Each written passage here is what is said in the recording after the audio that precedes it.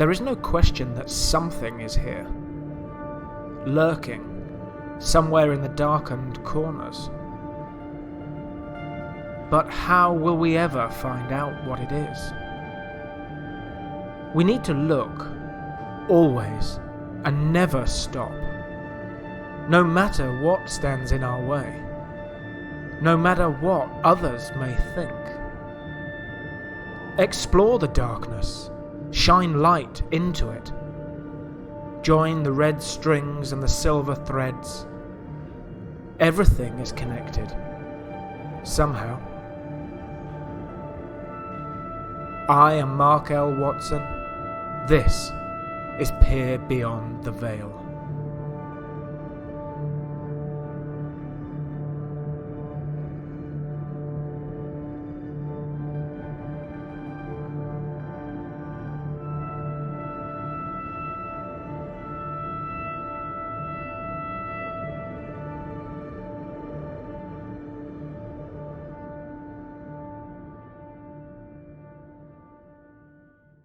I was 8 years old at the time, so it was back in the 1980s.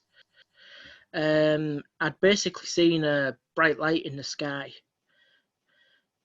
Now, it could have been a blimp or an airship or an helicopter, but the following morning I was really excited by this and sort of said to my dad, I've seen this weird thing in the sky, I don't know what it is, I can't explain it. Instead of my dad sort of saying, well, this is what I think it is, he gave me a big book. And I don't know if you remember these. In the 1980s, there was a part works called The Unexplained. And he handed me this copy of the first volume of The Unexplained. And at the time, I could hardly lift it up. It was so heavy.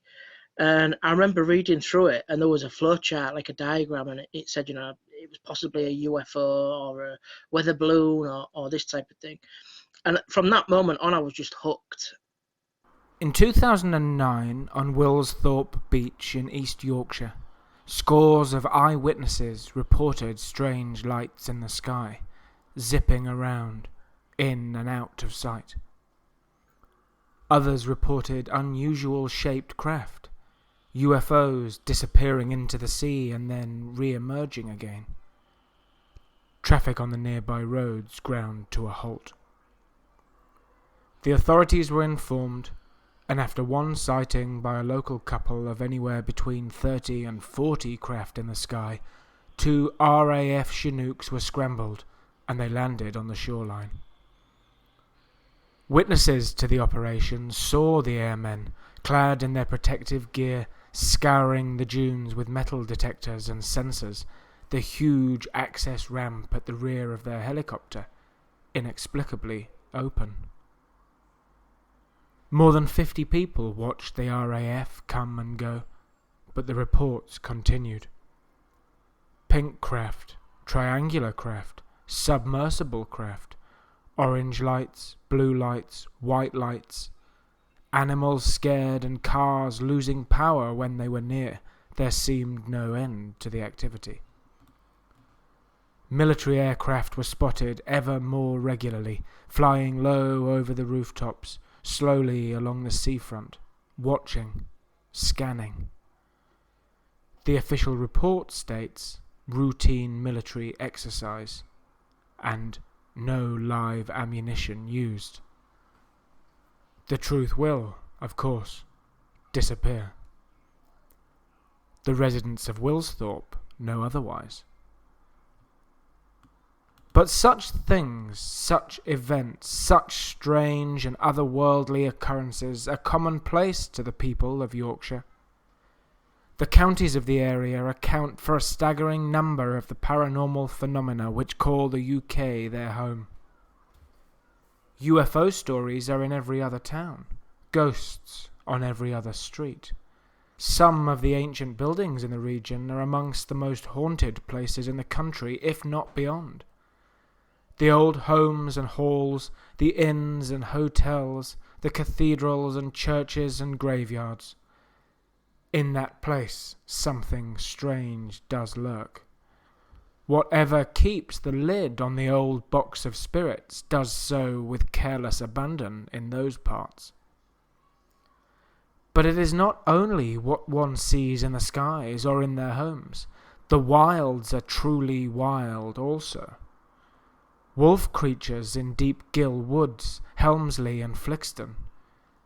Bear-like, ape-like creatures roaming the wildlands, giant birds in the darkened skies, and vicious and ancient creatures in the waters. Even fairies are said to hide there. And so for a place so deeply mystical, with a seemingly cavernous portal to other worlds, documenting such occurrences takes a lifetime. And that lifetime belongs to my guest tonight, Mike Covell. A writer and historian on all things Yorkshire, he has steadily delved deeper and deeper into the darkness that shrouds the history of the region. With nearly 30 published books, radio and television credits too long to list, though which include Most Haunted Live, and Paranormal Lockdown with Nick Groff. No one man seems better placed to join us, as we try to find out why Yorkshire finds it hard not to peer beyond the veil. My dad would say, "What do you want for Christmas?" And I'd say UFO books or UFO videos or books about ghosts and that sort of thing. So he used to just get me all these books and DVDs, and back then it was videos and stuff, and we just started collecting together.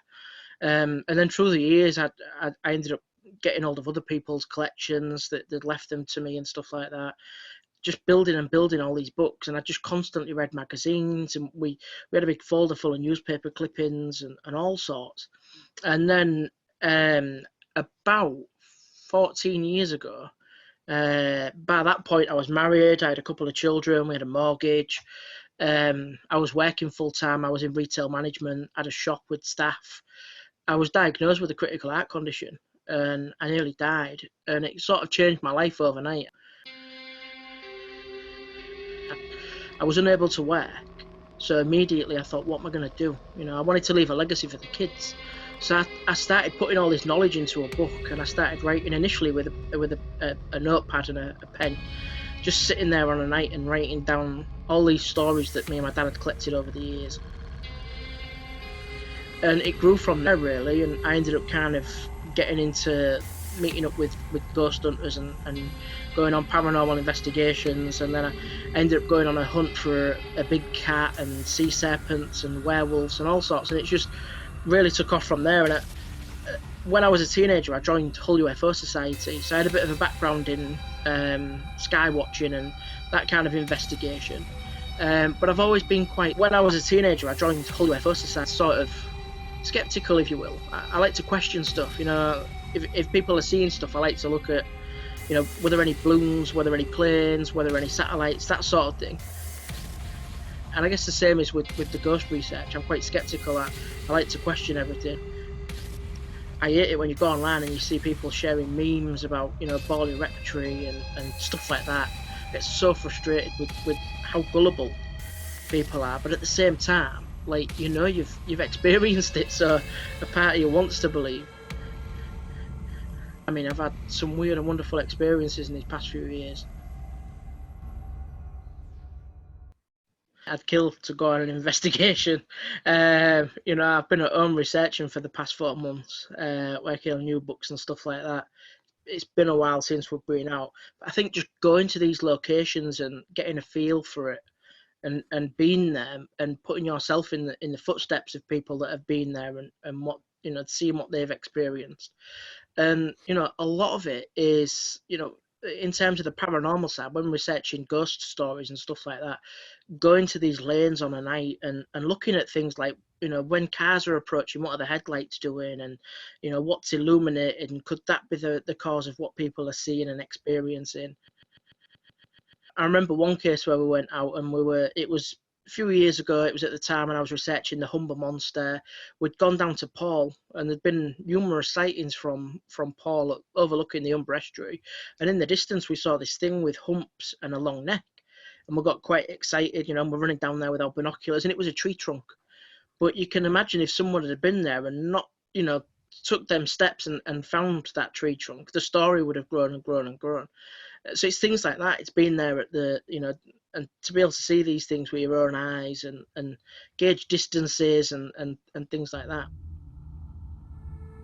Our attempts to explain, to rationalise our experiences with the paranormal often draw on many psychological factors, such as the power of suggestion by others. Have you walked at night perfectly content until somebody thinks they heard a sound, saw a figure? Then you begin to fear what you can't see. Rens Lang and James Horan's study sent participants around an old theatre, filling out questions at the end as to their feelings. Some were sent round with the understanding that the building was haunted, others only that it was under reconstruction. Of course, those with the preconception of a haunting told of all manner of experiences, whilst the other group did not. The power of suggestion. With the advancements of technology, claims of the paranormal should, in theory, be increasingly debunked, but such is not the case. In the UK, roughly 50% of the population believe in some form of paranormal existence. In the US, it's estimated to be as high as 90%.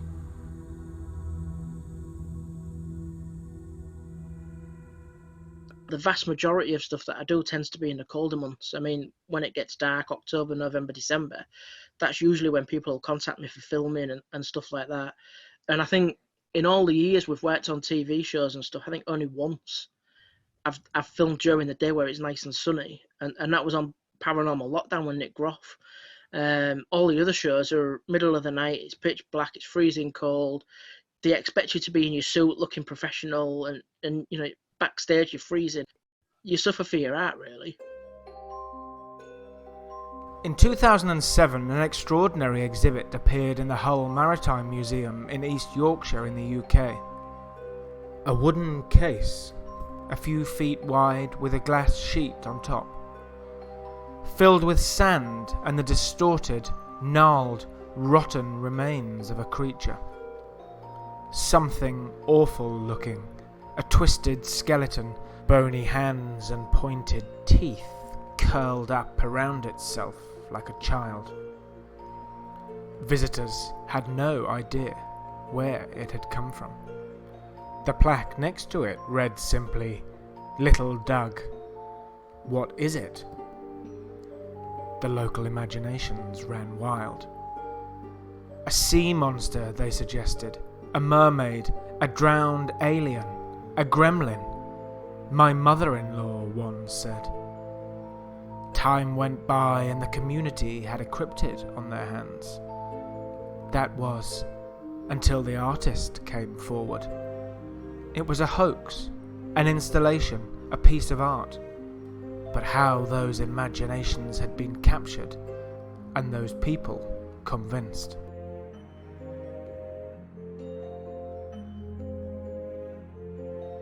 That first came to light back in the 90s. I remember reading an article in the old Daily Mail back in the 90s that said, you know, what is it? That was the headline, what is it? It was in kind of it was like a wooden box with sand that had been glued down, and it literally looked like a tree stump. And it looked like someone had made this tree stump to have teeth in its what you could guess was a mouth and this sort of stuff. And I remember going over to the guest book and looking through the guest book, and the guesses were, people were saying it was a mermaid, it was a sea monster. It really grips the imagination of the people of Hull. So I thought, right, I'm going to research this and investigate this and just show once and for all how you can take a seed and grow it into this wonderful story. And it just took me on such an adventure. I got in touch with the Egyptian authorities at one point. I was in touch with the British Museum. There were stories about it being put in the archives of the museums in Hull, and I contacted them, and they sort of said, oh no, it's gone back to the artist. And when they mentioned the word artist, and things like that. But it was such an adventure, and it was great because it was one of them sort of things where it just goes to show that you can either really, really believe or not believe, and that for me is kind of where the stuff that I enjoy doing is researching them stories and kind of getting to the bottom of it.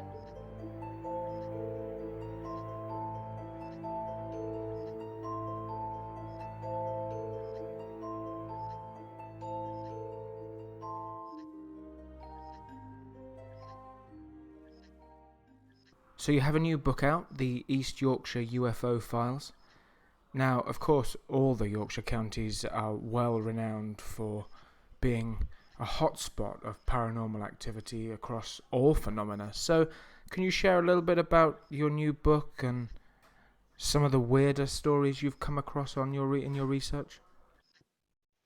Yeah, of course. Well, I mean, I'd written one about Hull UFO files, and the way I'd approached it is I'd gone into the archives and looked for old newspaper clippings, old UFO files from the National Archives, and UFO files from the local archives in Hull. So that was sort of the first volume. This one I wanted to expand it a little bit further and do a similar thing with sort of the East Yorkshire cases, so places like Witheransea and Hornsey and places like that. So what I did is I went into the National Archives and got all the files that I could about East Yorkshire, old newspaper clippings about East Yorkshire, and did it like that. Now, I've worked with Paul Sinclair over the years. We've lectured together a couple of times. We've appeared at conventions and whatnot together. So I knew that he'd covered sort of Bempton, Filey, Bridlington, that kind of area. But the way he'd done it, he'd spoke to people. He'd kind of gone and, boots on the ground and interviewed people. Whereas I approached it from sort of what's in the archives, what's there, from the archives kind of thing.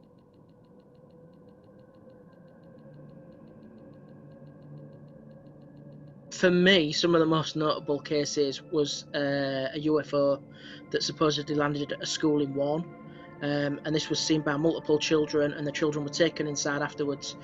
They were given plasticine, and they were told to recreate what they'd seen, and all the children recreated similar objects. So that was quite interesting for me. That was an interesting one. One of my favourites is from Goole. A gentleman saw a giant mechanical crab flying through the sky over near Goole, which is probably one of the weirdest ones. And then I did do a really interesting case where, I don't know if you've ever downloaded any of the files from the National Archives, but the names are all redacted. You can't see any of the names in any of the files.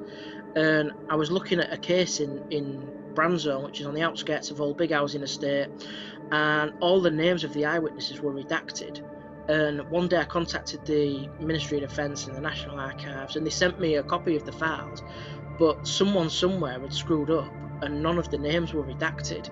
So I ended up with the names of eyewitnesses, and through social media I managed to track one down, and I contacted him via a friend and said, look, can we talk about this? Will you go on record and speak? And he kind of said, oh no, I feel a bit silly because, I was a young kid at the time. I saw it, no one else saw it. And I said, but there were other witnesses, these other documents. People as far away as Lincolnshire saw this craft. And he couldn't believe it. He was blown away by it, and stuff like that. When you kind of give people a little bit of closure and say you're not on your own, other people have witnessed whatever it was that you've seen. At the minute, I've been expanding on that and I'm covering North Yorkshire, I think, in the next one. So what do you think we're dealing with? Are they ET? Are they multi-dimensional craft? Are they what? Where do you land for one? I don't know, actually. It's weird because, I mean, where we are in Hull and Holderness, it's quite a strategic area in terms of the RAF. There's a lot of listening stations down here. You've got Farlingdales, which is up on the North York Moors. You've got Staxon Wold, which isn't that far away. So there are a lot of military installations in the area. I do know that we do have a lot of military overflights. You only have to look at flight radar during the day, and there's a lot of military craft out and about. So I think a lot of the times it is kind of people getting stuff mixed up. However, there's a percentage in there that I can't quite explain. People seeing strange craft from multiple angles, and then you've got like trusted sightings as well by police officers and pilots and stuff that, these guys are supposedly trained observers, and yet there's a couple of cases in the book where you've got multiple police officers at different points in the city all seeing something strange and actually calling on the helicopter to come and fly out and track it down, and once they've taken to the air they can't see it anymore. So there's stuff like that where you've got multiple eyewitnesses from kind of the trusted professional background, which I think are quite interesting. I've got in the next book that covers North Yorkshire, I've got an example from RAF Lehman from the 1960s, where I posted about it on Facebook the other day, just kind of as a teaser. basically you've got multiple officers on the ground and a pilot in the air, people in the watchtower, and they can all see this weird craft performing manoeuvres. And they reported it at the time. It was to the Air Ministry, and the Air Ministry investigated and come to the conclusion that they couldn't explain it. And that one's quite interesting because all the documents are still there in the files, and I don't think anyone's ever written about it before. So I was quite excited when I got hold of all them, and I've just transcribed them in the last week, and they're fascinating. Yeah, Again, brilliant. these are trusted men. These are guys that are out there, 24/7 looking, watching the skies basically, and they saw this weird craft that they couldn't explain. Do you think we're nearing partial disclosure on the subject? Given obviously the recent releases from the U.S. Navy in regards to the Tic Tac craft and the Nimitz, and their kind of confession that obviously this is not something that we know about. And while obviously we're stopping well, short of calling them extraterrestrial craft, there is a general confession that we don't actually know what they are. They technically fit the bill of UFO, and that's coming from the US, the highest level of the US government, albeit maybe tactical misinformation. Do you think we're reaching a point where we will start seeing more disclosure on some of these cases? I mean, I'd like to think so. I definitely would like to think so. But saying that, I mean, since sort of 1992, there's been discussions almost annually of this is the big year, this is the year of disclosure. I remember the old issues of sort of UFO magazine. Every year it would be, this is, 2001 will be the year, 2002 will be the year, and it just kept going on and on and on. And gradually you would see stuff drip feeded sort of it to the public. And I think a big in the UK at the minute, with the Ministry of Defence recently released the last lot of UFO files to the National Archives. And what's interesting about them is not what is in the files, but what's not in the files. This stuff. I mean, the stuff I remember calling in when I was working with the Hull UFO Society. We can't find any of that in the UFO files. So where the hell's all that gone? And if that's gone, what else has gone? And some of the files have sort of a conclusion document that basically says this year we've handled 360 UFO sightings, but the file might be 20 pages long. So if that's the case, where's all the other documents and all the other sightings? So it is a matter of, I do think there is stuff still out there that's not yet been released to the public, and I think they're just drip feeding it out at the moment. Do you think it's a misinformation? Do you think they're drip feeding us, these stories as a distraction from something different? Or do you think there's just increasing pressure now and an increasing understanding that the general public know that there are UFOs, for want of the better phrase, and we almost can't hide it anymore? And so let's kind of let them know that we are looking into this. Or do you think there's more to it? It's a weird one. You see, I remember sort of maybe a year or two ago, I remember when the Department of Defense in America first released the footage from the Nimitz and the Tic Tac UFO. And I remember watching them at the time on YouTube and thinking, wow, what the hell is this? And being quite interested by it and excited by it. Then I remember earlier this year, there was another newspaper story saying, the DOD have released this footage. And I remember clicking on it, and it was the same footage. And I thought, well, why is the British media really getting behind this story again? What is going on that, obviously that something was going on that they were trying to keep our attention away from. But yeah, I thought that was quite strange to me. The same story was published twice over a period of 2 years, and it was the same footage in both cases. And I think the footage came out, and then Tom DeLonge did his TV show, which sort of explored the footage and stuff like that. And so everyone had seen it by that point, and then the British media sort of came up again and said, well, we've got this Tic Tac UFO footage, and it's brand new. And I thought it was an extra bit of footage or shot from a different angle, and it was the same footage. And it was almost like the British media were trying to ram it down our throats for a second time.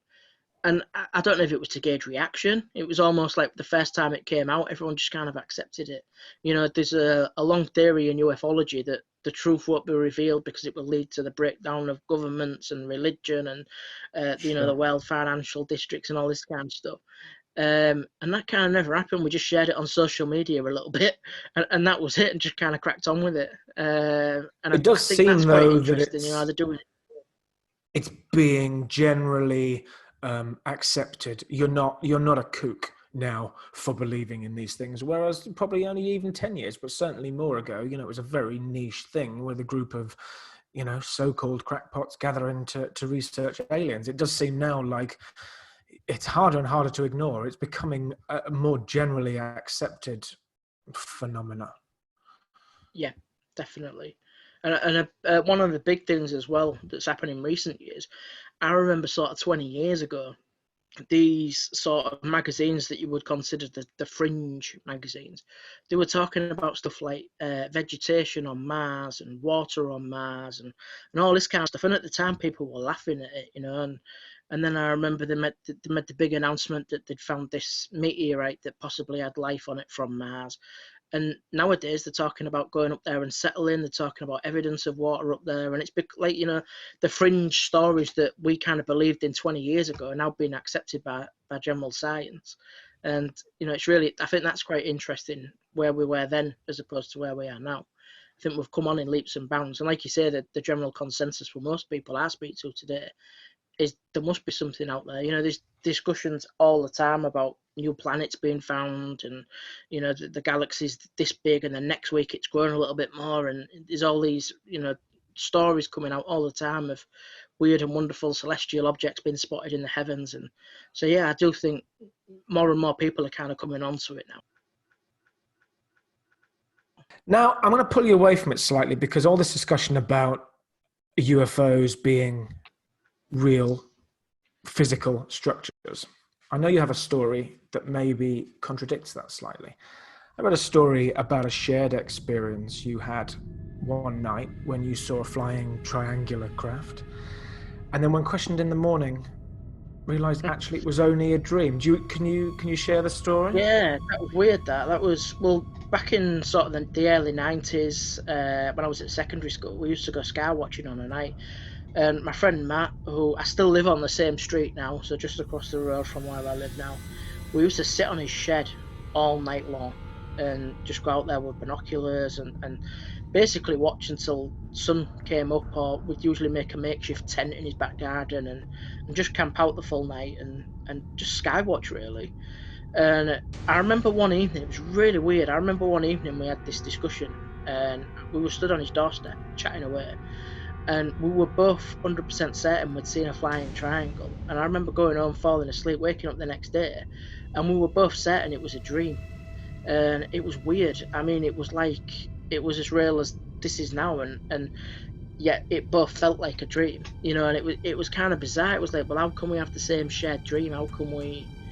And Matt's theory at the time was that because we were doing all this sky watching all the time and reading all these UFO books, it's quite possible that the conversations have creeped into our consciousness. So when we go to bed on a night, we're having these shared dreams. And I mean, that was weird. And during that period as well, we saw a lot of weird stuff over Hull that we still to this day cannot explain. And so I remember seeing satellites on a night that would stop dead in the sky and take a right angle turn and move off, and then stop again and take another turn. And I remember watching these most nights, and we'd get our friends round and we'd all lay on the shed roof with binoculars and wait for these things to appear. And they were so far away that you couldn't film them. They were like tiny pinpricks of light moving through the sky. But I remember his dog would start sort of cowering and getting in the shed, and yeah, we had some great nights.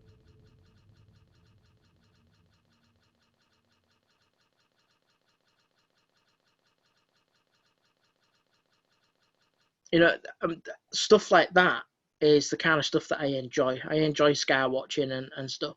But I think when you were friends, it makes it better because it makes it a memory. It's nice to go out there and share that experience together.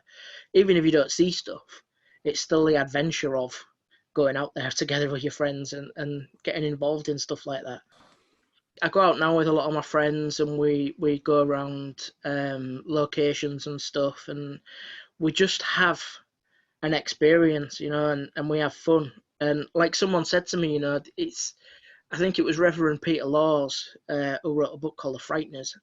He sort of pointed out to me, he said, it's not about finding it, it's about the fun behind the finding it. And he said, I can see that, the passion, when you go out on a night with your mates and it's pouring down with rain, you're covered in mud and stuff like that. But at the end of the night, you're all laughing because you've had a great night, you've had an experience together. You might have had a few scares and stuff like that. But yeah, it's the thrill of the chase, I think, as well, when you've got a few friends together and you're experiencing it together, and the trusted people that are not going to play a prank or mess about and stuff like that, and that's great. And I've got a really small circle that I like to go out and investigate with, and yeah, I mean it's great.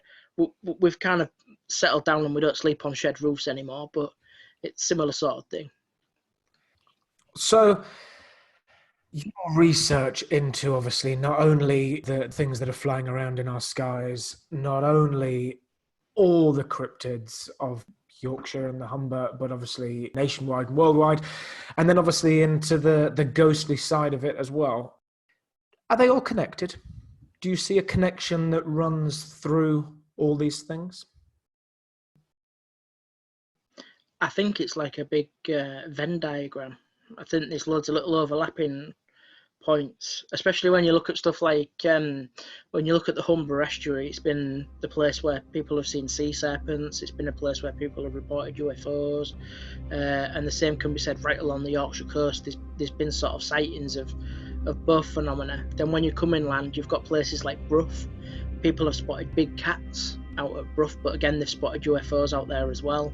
And Brough, of course, has a big Roman history, so there's a lot of ghost stories from Brough to do with the Romans. So I think there's areas where they do overlap. Certainly there's locations where there's kind of an overlapping, there's quite a few of them. I remember a couple of years ago, I've just written a book on it actually, it's due to be published. We went out to see the monolith at Rudston. And Rudston Monolith is near the Gypsy Race, which is this notorious watercourse.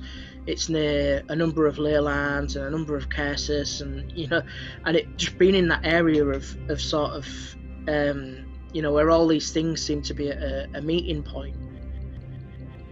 Prior to going, I'd read ghost stories from Rudston, I'd read UFO reports from Rudston, and I remember going out there, and it was quite an eerie place. And I remember we went to the monolith. Initially, we had a look around the monolith, and the church warden was telling us that a big cat had been seen not that far away from where the monolith was, so that was interesting. Then we went down to the Gypsy Race, and of course there's loads of folklore attached to the Gypsy Race. One of the stories, if it overflows, there's bad luck on the way. Another story, if it dries up, there's bad luck on the way. It was essentially what was known as the Walls Triangle. And we went out and investigated it, and there's places there where you've got kind of this overlap where you've got ghost stories and UFO stories and cryptozoology stories and stuff like that. We went down to see Farley Brig. There's lots of UFO sightings out at Farley Brig, but there's also the Farley Monster, and then the brig itself is supposedly a monster that was kind of left there, and there's stories that the devil made Farley Brig. So you've got kind of these overlap between folklore and ghost stories and stuff like that. So I do think there is kind of an overlap. It's always been my kind of passion to create an evening where you've got one venue and you've got maybe a group of ghost hunters inside and some sky watchers outside, and then some cryptozoologists looking at a field nearby, and having all that going on all at once to see what can be gained. This is an impossible question to answer, and I'm sorry for asking. What do you see as the reason behind it? Why are there these hotspots? Well, I suppose, there's a couple of different theories really. I know with Rudston, there was a book called The Old Straight Track by Watkins, and it spoke about ley lines and stuff like that, and he was kind of saying that these ley lines were channels of energy. And then I remember in the 1970s you had sort of Paul Devereaux who talked about earth mysteries, and he talked about tectonic plates and pressure under the earth creating weird phenomena that was natural but could be construed as paranormal. And that was quite interesting because his kind of research matched up with Watkins' leyline research. Then there's kind of like the stone tape theory. I mean, a lot of sightings that get reported around this region are linked to places where there's abbeys, churches, chapels, places with all this old stone, and especially the ghost stories are associated with that. But then when you look further, I mean, York Minster, there's been UFO sightings over York Minster, which is a massive stone edifice. So you kind of look at stories like that, whether that is. And then when you go down the Yorkshire coast, you've got places like Flamborough, which is a massive chalk area, and of course chalk is created from Dead Sea creatures and stuff like that. So then it makes you wonder if these sea serpent sightings are actually the ghosts of dinosaurs that people are seeing, brought on from the erosion that's taking place along that coastline. So there's all these weird and wonderful theories, and it's picking the right one that kind of suits your research and backing up that with evidence.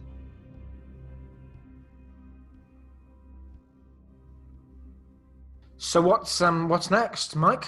What's coming up next? I hear you a new book, you said, written and not yet published. Can you let us see behind the curtain? Can you share what that's about? Yeah, I've got 10 books that I finished that are sat with a publisher waiting for publication. I've got one coming out on the Walls Triangle. We did a road trip around the Walls Triangle, visiting all these locations. I've got one coming out about North Yorkshire ghosts, which is a kind of an A to Z of North Yorkshire ghosts. I've got one coming out about North Yorkshire UFO sightings that I've been writing. So I'm working on those at the moment. A lot of research gone into them. Hopefully when all this clears up, we'll be able to get back out there and get researching and stuff. It's just annoying at the minute because, I mean, everything's kind of digital. And if the archives don't have it in digital format, you've got to wait till the archive reopens to access it. So it's just playing the waiting game at the minute. I'm doing a lot of research online. I've been ordering stuff from the National Archives and kind of typing that up as I go along. So I've been busy working on that. And then there's been a few more TV offers and stuff. There was an offer recently to do a Jack the Ripper documentary. I'm not sure on that just yet. And then there was an offer to do another true crime documentary. And then just this morning I was chatting to Nick Groff from Paranormal Lockdown. So he's got his own channel online and was discussing content and stuff possibly for the future. I'm undecided yet. I'm quite laid back and take it as it comes, really. So if you could go anywhere and research anything, where would you go? Tough one. I don't know. I mean, I quite like North Yorkshire's really steeped in history and is absolutely fascinating. But a lot of the places that you can go to research, I've been, I remember one of the absolute dreams was to do some research in Whitby. I absolutely adore Whitby. It's a beautiful place. It's up the coast. We usually go once a year. And I remember I had access a couple of years ago to some documents in the library, and it was just great to go in and look at all these old Whitby ghost stories and stuff like that and be granted access to them. And I mean, that was wonderful. But yeah, I mean, I've travelled all over the UK. I've done stuff in the British Museum, the British Library, the National Archives, the London Met Archives. I've had some pretty unusual adventures travelling around researching stuff. So I've been quite lucky because a lot of the times I get offered jobs on TV, radio, whatever. It usually involves travelling to places that have an archive. So what I'll do is I'll arrange my time so that I get a free day of research and then do the job I need to do and then come home on the night. But yeah, I've been to some wonderful places researching. And where can people find your work, Mike? Most of my stuff gets posted up on Facebook page, Amazing Hull Tours. Most of it gets posted on there. They can find me at Mike Covell on Twitter, or they can find me at Mike Covell on Facebook.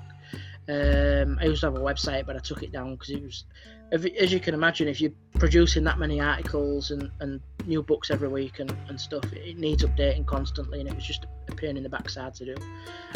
So I ended up taking it off. But they can find me on those pages. Amazing. Well, thank you so much for joining us. It's been an absolute pleasure to talk to you and to hear about all your work. And we look forward to seeing where where your work takes you in the future. Thank you for having me.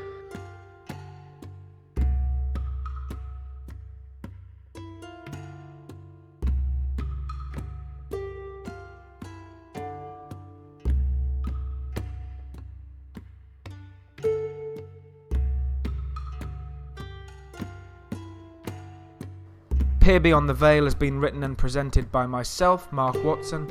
Music and soundtracks accredited and licensed to Purple Planet and to Kevin MacLeod, licensed under Creative Commons. All rights are reserved by our parent company, MLW Publishing. You can follow us at facebook.com/Peer Beyond the Veil, or on Twitter at Peer Beyond the Veil or at Peer Beyond 2020. Please click the like and subscribe buttons when you see them, most importantly wherever you listen to your podcasts. It helps us to attract the attention we need to keep the show going, to get the guests that you all want to hear from, and to help more and more people peer beyond the veil.